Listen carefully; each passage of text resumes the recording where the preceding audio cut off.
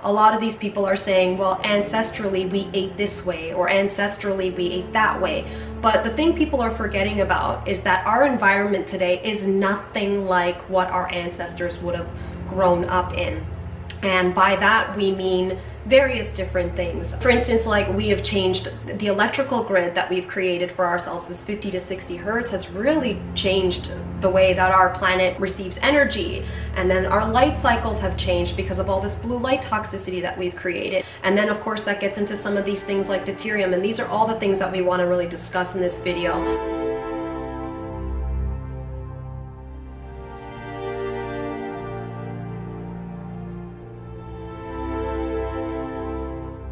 Hi guys, Jessica here from the Healing Hands Duo, and I'm here with Kevin again today.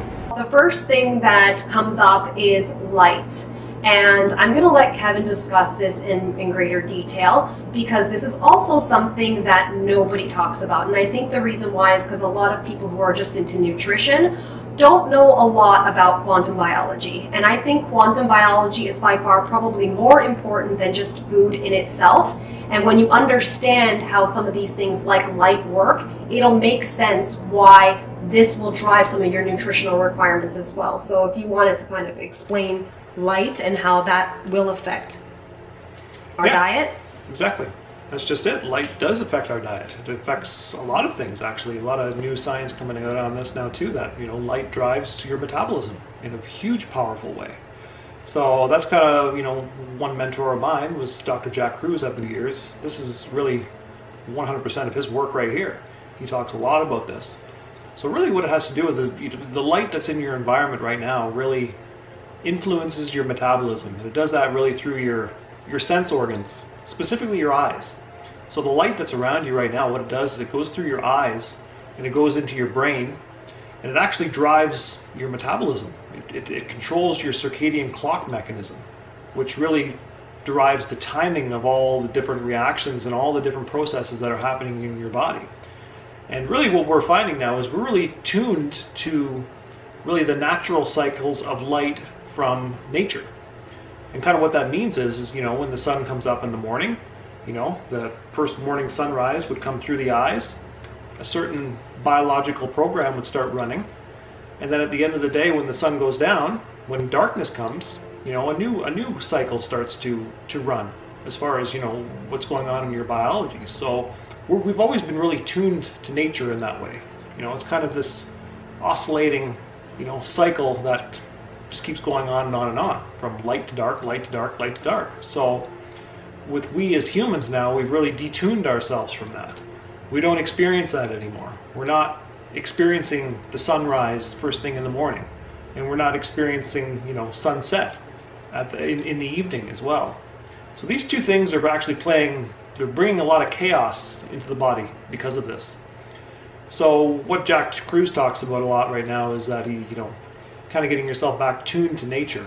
He recommends, you know, getting up first thing in the morning and staring at the first sunrise first thing in the morning. And then at nighttime, you know, turning off all the lights off in your house. And basically kind of protecting yourself. If you have any lights on, you know, you can wear some special glasses and whatnot. I have a couple of them right here, actually. There's kind of some red glasses here. Some other glasses here that I use for, you know, like watching, reading my laptop and whatnot. You guys don't see, these are in the red spectrum here, and the other ones that he has is in the amber spectrum, and both of these are to block out blue. Like this one blocks out blue and green light, only allowing red light through at night, and then the other one you would use during the day if you're staring at things like computer screens and cell phones and all these things. Because like Kevin said, this is driving your circadian biology and your circadian clock. So if this is driving that, it's going to be basically driving all of your biological functions, which digestion plays a big, huge role. I mean, this plays a huge role in how it would drive your digestion, as well as hormones and various different things throughout the body. So this is very important to tune yourself back into the light cycles for this reason. Light cycles of nature. That's just pretty much it. And that's it. It really is just as simple as that, because you can think that, you know, we're not tuned to that at all. No. And we're not even tuned to the right spectrum of light either. Because when you look at the light that the sun gives off, it's nowhere near the same as what your cell phone or your laptop or your LED lights in your home, they're not the same. They're completely You know, these man-made lights that we're staring at all day long, they're completely, you know, alien. The light spectrum is not anything we've ever been tuned to before. So this is just wreaking chaos in the body on all different levels, really. I mean, it's just affecting the body on so many different levels. And if you're struggling with illnesses, this is a huge one. Yeah. And this is something that Jesse and I have been taking seriously for years now. Yeah, and well, the other thing with that too is because there's a lot of research to suggest, and we've mentioned this before in other videos, that this also, exposing yourself to a lot of this blue light will also alter your microbiome, which is another thing which obviously helps you with digestion, and also which keeps your immune system in tip-top shape. So if you're altering your microbiome, or you're developing, because they were saying that being exposed to a lot of blue light apparently allows candida, things like candida, to flourish. I mean, everybody has candida in their system. It's just when, again, we all have good and bad bacteria, or so-called good and bad bacteria. I hate to even use those terms, in our systems. It's just about keeping balance with all of these things. So when you're being exposed to too much blue light, this is throwing out that microbiome, so then you might develop a little bit more of the bad guys, which then obviously lends to poor nutrition and poor digestion and all these things as well. So to say that, you know, you're just going to eat meat or just eat raw foods vegan isn't enough when you don't understand anything about light, because you really need to understand it from that aspect as well. Yeah, exactly. And the light that we're choosing right now, which is, you know, all this man-made technology light, it's really ruining our mitochondria in our body. And what the mitochondria do, that's really your energy, you know, production power plant in your body. That's where all your energy comes from. So once you start compromising the mitochondria in different ways, where that's where all your energy comes from, I mean, illnesses is really, you know, this could become a reality for you if you over time, right? This takes time. This isn't something that's going to happen overnight by any means. And what can really be compromised because of that? Who knows?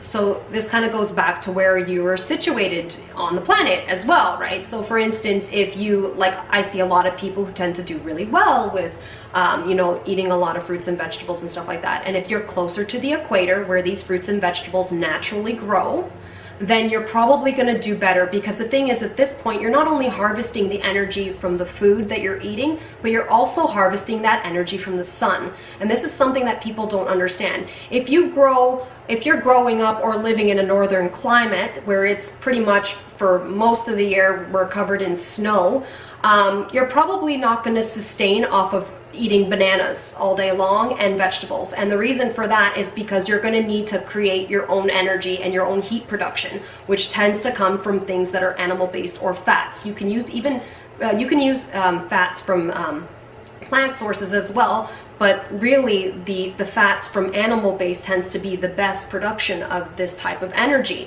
which is why, again, it depends on your geographical location on the planet. So if you live near the equator, yes, go ahead and eat your fruits and vegetables and stuff like that. But if you live somewhere colder all year round... like us, we're here in Toronto in Canada, and it's, you know, we're just getting, you know, the winter is just coming to an end, finally. Thank God. It's been the longest winter in the world. I hate winter. And, you know, for us to start eating, you know, pineapples and mangoes and bananas is probably not a wise choice. No. Because they don't grow here, number one. Number two, the sun isn't here either. We don't even get to see the sun.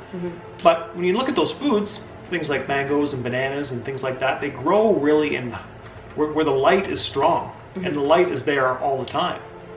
So it's encoded into that food, and you're bringing that food into your body, and please believe me, your body knows what's going on, and then all of it's at the same time, it's paying attention to your light in your environment. So if you have no sunlight in your environment and you start eating all these high-powered sunlight foods, you're creating this mismatch again. You're adding fuel to the fire, literally. And most people probably wouldn't realize that. They probably think, you know, I'm eating bananas and pineapples. I mean, they're good for you, right? They are good for you, but you know, the details here need to be, you know, we need to be aware of the details here. Yeah, we need to iron out the details. These foods are good for you when you're eating them in the environment that they came from. Yeah. That's the big kicker.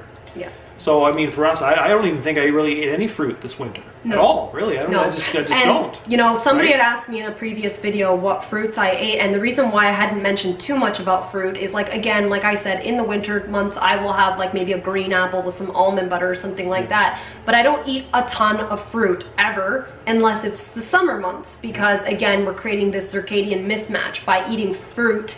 Because really, people need to understand that food isn't just food, it's information. It's information for your genetic code and for your DNA. So the thing is by taking in this food and adding in this kind of misinformation into the body when you're not in tune with your light cycles, you're going to create this circadian mismatch that Kevin talks about all the time. And that's going to wreak havoc in your body. And that's why some people will notice, like, for instance, I've had somebody say to me, oh, this makes sense because sometimes throughout the year I'm able to eat certain things, whereas that same food I can't eat at other times during the year. And that's because your body is very in tune to what's happening in your environment. It pays attention to it. It pays attention to it. All the through the information eyes, that's in through your skin. All the information that's in your environment right now, your body knows. Exactly, and it's making adjustments all the time. And the same thing, you know, once you start putting food in your mouth, all of it is working in this kind of beautiful kind of symphony that's happening here too, that we're just starting to kind of appreciate it scientifically now. We're finally getting a lot of scientific evidence to show that this is a big deal, you know, and we need to pay attention to these little details because they are wreaking havoc on our health. Because we're seeing so many health issues going crazy right now. Yeah. And we've completely detuned ourselves from nature. And you really have to appreciate that because we live in a home, lights are on all day long, we're looking at technology all day long. This is our life.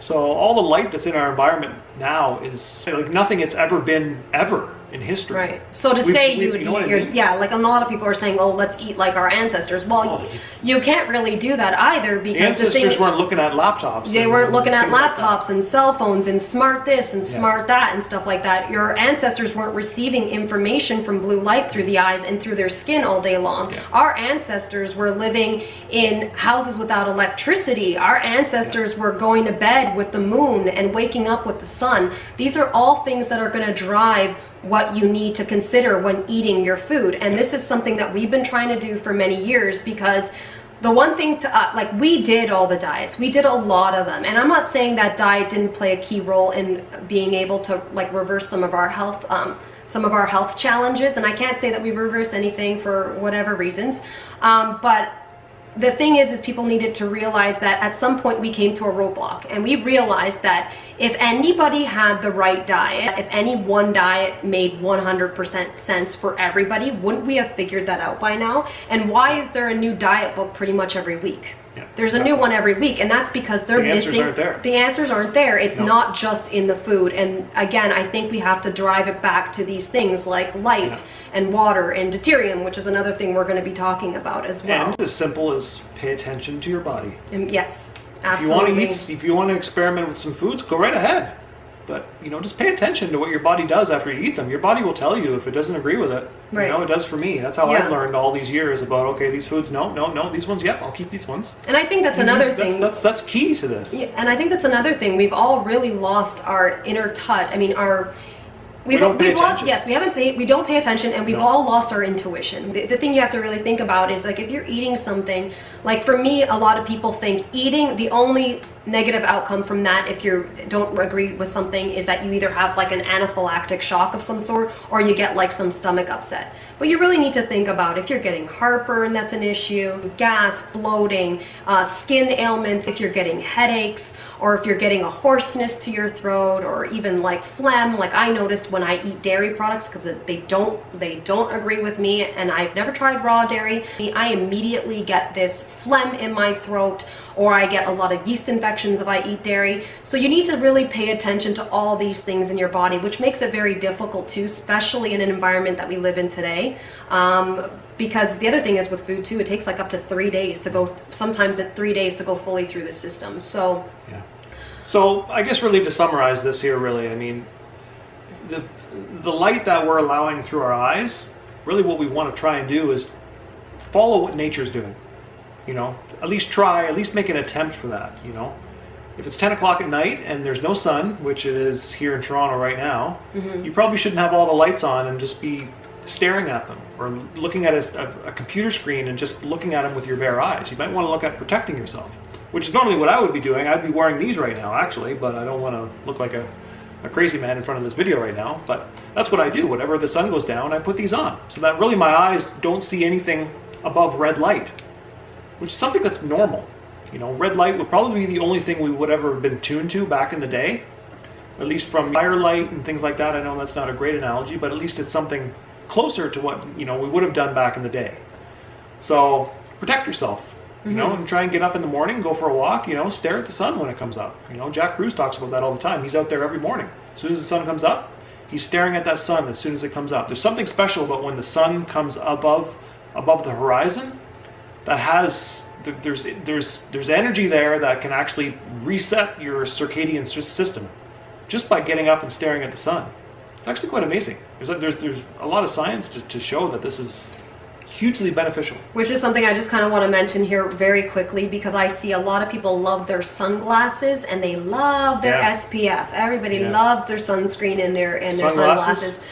And to be honest, I've seen people say this plenty of times, and I know a lot of women are very concerned about wrinkles and stuff like that. But again, it's not that you can't wear a natural sunscreen for, you know, a better portion of the day, but you need to be exposing your skin to the sun for at least like half an hour every day to the sun if you can, because the thing, if you have it, again, it's going to be difficult in a place like this where we don't get sun for 10 months out of the year pretty much. I mean, we do get sun, it's just that our sun is not strong at these points. We get it for 3-4 months, and usually we get it pretty good, you know, but for, you know, 8 months out of the year, I mean, this, you know, coming through February and March, it's the worst time to really be in Canada, because it is, you've been without sun for like almost 4 or 5 months now. You're really and you're really feeling it, and you're really struggling. So, I've been really struggling with this, and to be honest, I feel like my digestion has been really shot lately again. And the reason for this, I attune a lot of this to the fact that my environment is not optimal for me right now. I haven't been able to see the sun. It just snowed again today, and it's almost April. We're already into spring, and it snowed. It's miserable. It snowed yesterday. So again, you know, some of the, what they call them, like the biohackers and stuff like that, these are people that follow all of this quantum biology and really optimizing their health and stuff like that. A lot of them chase the sun and actually leave countries like this and live in warmer climates and stuff like that. A lot of them are recommending you move too. I mean, we're not going to recommend that because we think there are ways to be able to live in an environment like this. And we will get into some of that too. I don't know if we'll get into all of that in this video, but we will get into some of that in some of our future videos. One thing I wanted to bring up about this too is that when you look at the diseases that are flourishing right now, it seems to be in the northern hemisphere, more so. The northern climates seem to be at a worse rate for that because, well, I think number one, we have a technology problem. We're being exposed way too much of it. And then at the same time, we just don't get any sun here. So when you combine the two, really, it's kind of a perfect storm here for diseases to really start flourishing, and that's kind of what we're seeing too. They're struggling. Yeah. So it's something we need to pay attention to. And that's the thing. People all say that it has to do with food in general, but like when you can look at these things and see these clear distinctions between these countries that don't get a lot of sunlight and these diseases on the rise, like, you know, I've specifically seen a lot of cancers, and I think a lot of that has to do with like the lack of vitamin D. And that's probably why you're seeing in some of these low light countries, or when they're not seeing a lot of sunlight near the equator, they tend to end up with things like that. Which is why it's very, very important to be making sure that you're getting at least supplemental vitamin D. And that, in my opinion, is not from supplements. I don't think we receive vitamin D supplements very well at all, because vitamin D is not a vitamin, it's a hormone actually. And I think the best way to get this is, again, through an animal-based product in most cases. I mean, what? For me, the only way to get it is from the sun. I mean, it's from the sun, but I think you're going to be getting some of it through your nutritional requirements. So like, for instance, like the yolks of an egg or something like that, you'll get some of them. And I think that's how we're able to sustain in these, in the winter months here and stuff like that. You know, protect yourself. I think it's time to take some measures to start looking at our technology a little more closely. You know, I think that's the message here. People are concentrating so much on what it is that they're eating as opposed to allowing their environment to drive what they can and cannot eat instead. Like, again, I know a lot of people take issues with eating animal-based products. And again, I'm not trying to sway people against eating animals or not eating animals and all that. And if you can find vegan, vegetarian sources of that stuff, by all means go ahead and do what you need to do. I'm just saying that it's probably going to be more difficult if you live in a cooler climate. Yeah. That's all I'm saying, basically there. Yeah. This alien type of light that we're dealing with from our technology too, it really is influencing our behavior too in a lot of ways, and our mood. So that's something else to pay attention to too, especially like the dopamine levels in our body, which is, you know, dopamine is kind of this motivation type of neurotransmitter that we have, that, you know, kind of this motivation, pleasure, reward type system that we have here. So the more that we keep staring at our technology, the more that it keeps pulling us back in, because whenever we see it, we get this kind of dopamine response every time we start looking at this technology, that we have to keep going back to it all the time.